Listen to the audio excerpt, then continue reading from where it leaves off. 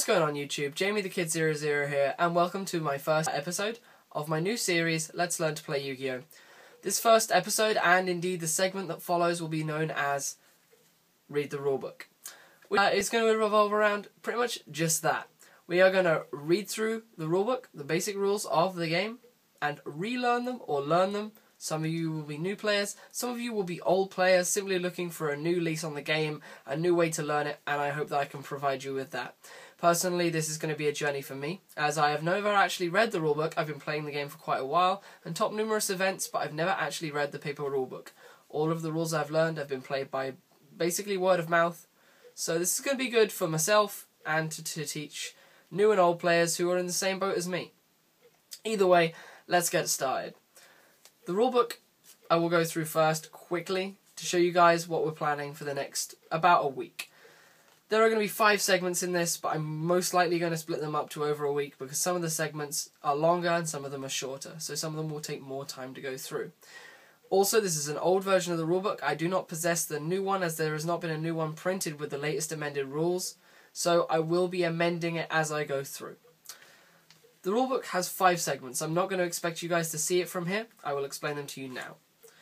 Segment 1, getting started. In segment 2, the cards you are going to use in the game, we will cover in this episode. Section 3, how to play. Section 4, battles and chains.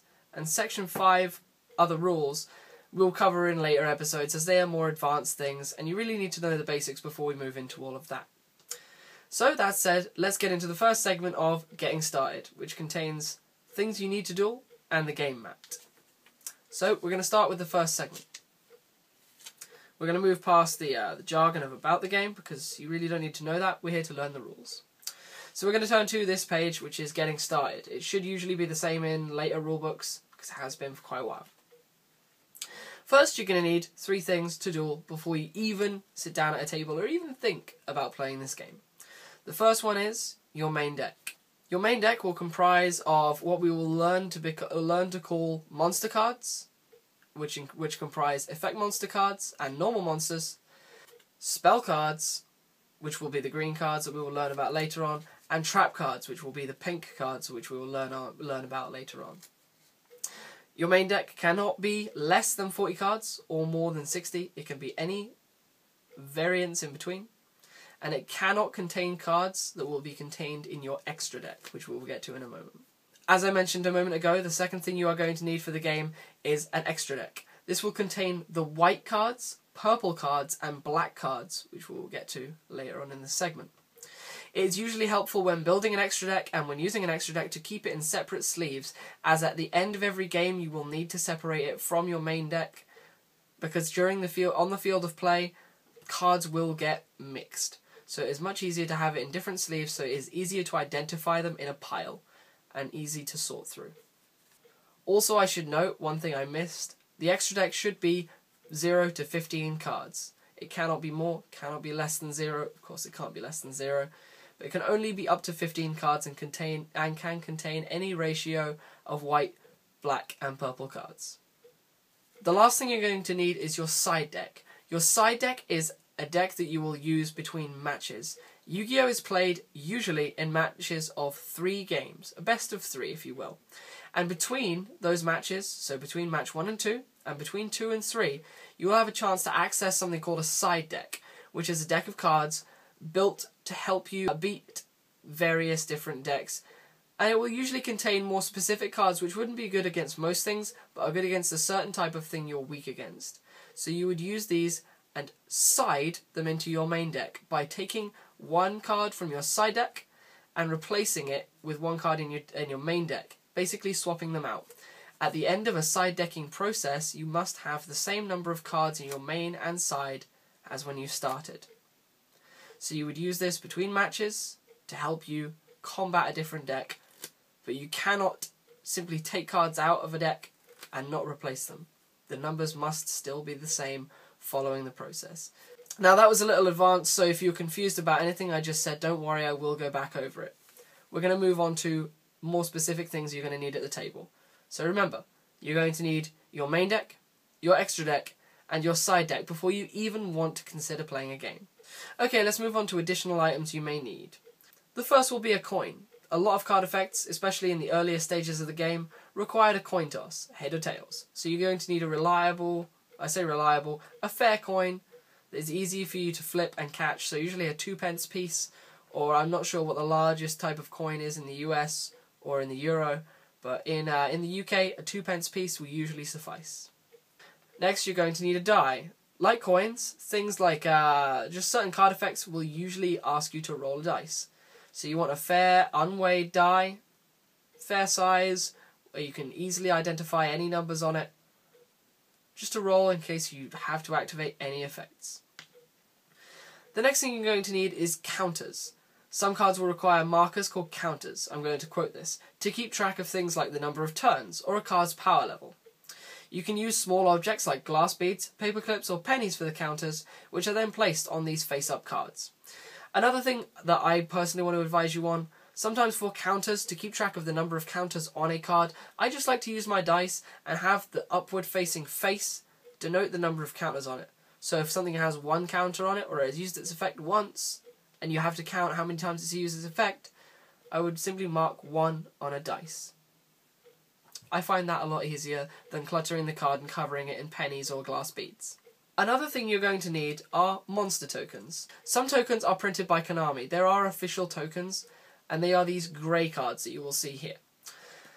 There is no need, and no specific need, to actually use an official token. The only requirements for a monster token are that it have a dimension that is similar to that of a Yu-Gi-Oh card, so you can denote what position it is in on the field, similar to a standard Yu-Gi-Oh card. You can use all sorts as long as they are rectangular and can denote a position. Monster tokens will usually be used with card effects. Monster tokens are not specifically monsters, but they take up a space on your field where a monster would go. Again, spaces on the field we will get to in a moment, but monster tokens are something that's quite awkward to talk about in the game early on with no knowledge of the game. Simply suffice that you need a rectangular object, similar to that of a Yu-Gi-Oh card, to represent any monster token that you may have to summon. And we'll get on to the rest of the points about that later on. Items which can also help in a duel, but are not really that compulsory, but you really want to have them, are usually a way to keep score of the game. Personally, I use a pad and paper to keep track of life points. This one even has a little pen on it. It's usually quite helpful to have a calculator to accompany this so you don't make any mistakes in life point keeping, but having a paper record is the best way to keep track of your life points, as there is always a record and you can backtrack if there have been any mistakes. On a calculator, that is often impossible to do. The other thing you're going to need, and you will have noticed this on the cards that I have been showing to you, are card sleeves. Card sleeves are these little plastic, basically, as I said, sleeves, which a card can be placed in. As you can see, the card comes out from the top, or on some of them from the side, but I prefer top-loading sleeves. They have a clear window on the front, and often a design on the back so that you cannot see the back of the cards. These keep your cards in nice condition, and they make them often a lot easier to shuffle. You can even have a really cool-looking deck, and it retains the value and the niceness of your cards without you getting them all mashed up from playing them repeatedly. Okay, now we're going to get moving on to section 2, which is the game mat. This is going to be quite complicated, so pay attention. Okay, what I have here is my standard Yu-Gi-Oh game mat. This game mat contains all the zones that you will need to use during the game. It denotes zones for things like your extra deck, field spells, which are a type of spell card, monster cards, spells and traps, which will go down the bottom, and where your deck and your graveyard will be. A lot of those terms will have confused you, but we will go through those soon, I promise you. I would like to keep holding this out like this, but really you're only going to need to know about so many parts of it, so I'm going to fold this in half crudely and talk about a few zones that you really need to know about. That was probably a really choppy edit, and I apologise. Okay, the first section we are going to talk about on the game mat are these upper sections on your game mat. These are called monster card zones. They will often be denoted brown on most deck mats. They will look just like this, and they will say monster card zone. Please ignore anything that's over here for now. Just these brown ones. Okay, to quote from the rulebook again, these zones will be where you put your monsters when they are played. You can have up to 5 cards here, because as you saw earlier on the game mat, there were 5 zones. There are 3 main ways to place these cards. Face up attack position, face up defense position, and face down defense position. The face up and face down elements of those sentences will often be quite they explain themselves to you, face up and face down. However, attack position and defense position may confuse you a little. To place a card in attack position on your mat, you would place it similar to this, in a vertical position, often facing your opponent.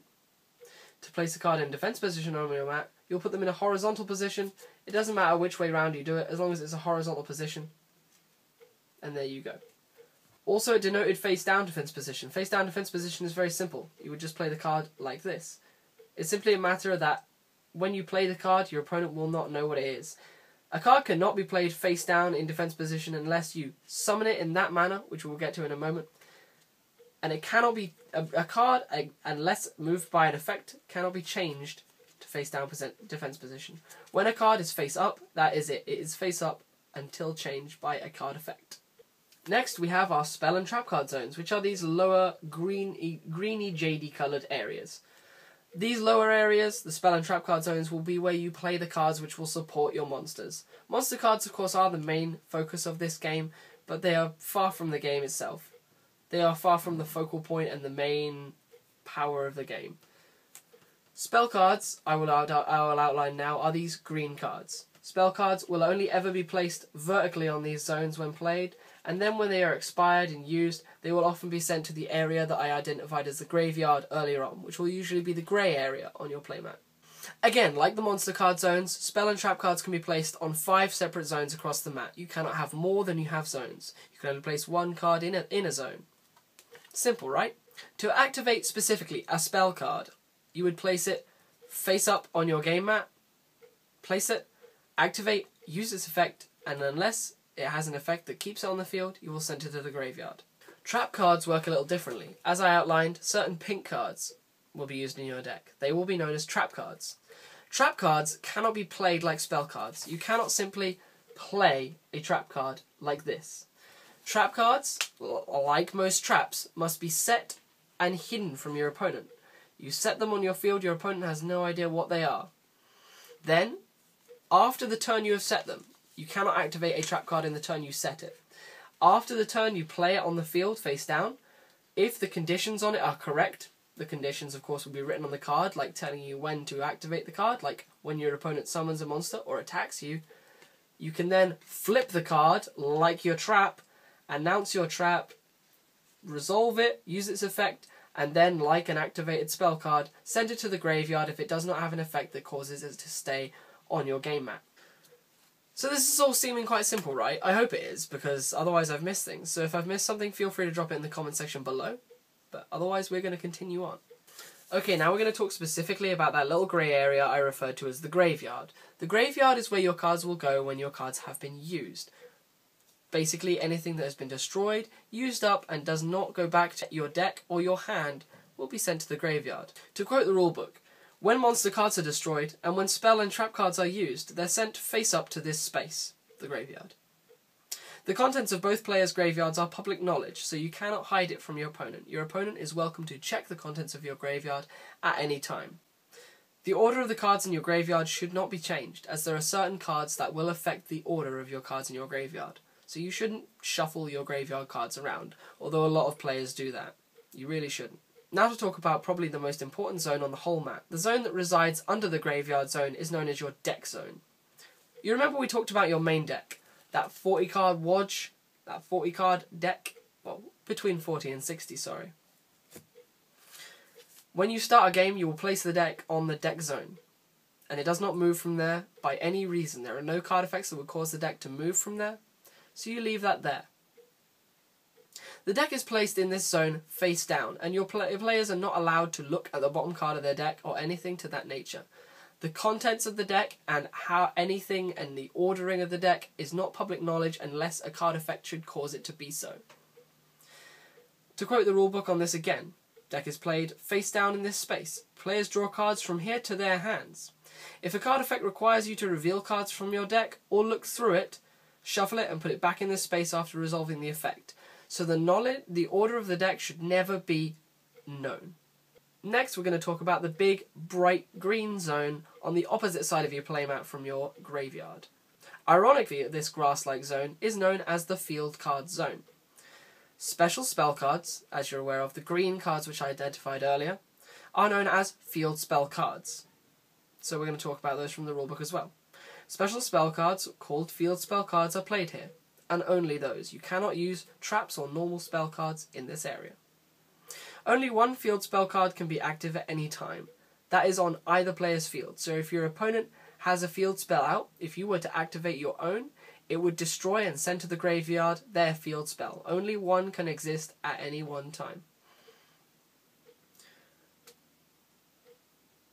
Field spell cards do not count towards the 5-card limit of your spell and trap card zone, hence why they have their own separate zone. The final zone which I wish to talk about is the extra deck zone. On older playmats they will be denoted as the fusion card zone. That is because in older games, only fusion cards went into your extra deck. Now, there are different types of cards which we will get to later on. The extra deck is this block of cards that I identified to you earlier with white, black and purple cards in it. Like your main deck, it is placed face down on the fusion card zone and is not public knowledge to your opponent. At any point in the game, you are allowed to look through your extra deck and contemplate your plays. However, cards from the extra deck cannot be summoned to the field or used unless their conditions are met. Conditions of which, of course, we will get to later on, but I'm just outlining that to you now. They are not cards that you can simply use. Okay then guys, I know I originally said that I was going to make this segment both the things you will need and cards in the game segment, but I'm afraid I have run out of time on this, so I will see you guys in the next episode with the cards you will use in the game segment, and just outline to you guys the different cards and the different characteristics the cards will carry. I hope this has been informative for you as a start. I know it's been very basic knowledge, but we've got to start somewhere. So I will see you in the next episode of Learn to Play Yu-Gi-Oh! And read the rulebook. This has been Jamie the Kid 00, and I'll see you later. Bye.